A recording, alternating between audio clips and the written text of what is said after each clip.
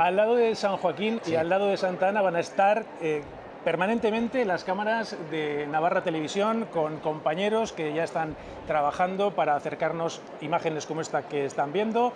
Entre ellos nuestros compañeros Paula Fernández y Javier Ortega. Paula creo que todavía está en el interior de la catedral. Hola Paula, buenos días.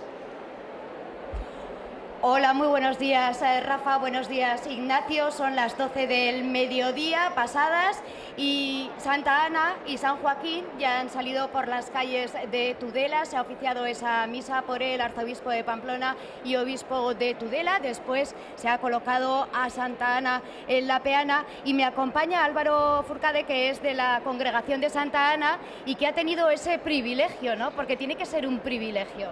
Pues sí, llevo muchos años en la congregación de Santa Ana y para mí es un privilegio poder acompañar, celebrar y bajar y colaborar para que la Santa salga a las calles cada año y apoyar a todos los tudelanos que nos ayuda cada día.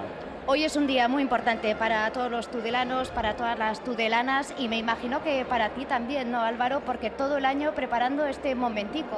Pues sí, es un día muy importante que se ven muchas cosas, pero es todo cada día, cada mes se cambia Santa Ana y es un día que se llena de emoción.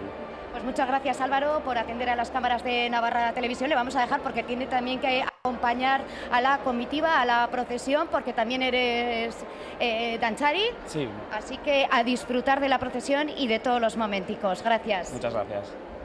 Pues ya lo estáis viendo, poco a poco la gente abandona la Catedral de Santa Ana, de Tudela, y ahora lo que vamos a vivir son momentos muy intensos en los que no van a faltar tampoco las jotas ni los lloros, porque lloros hay muchos por Santa Ana.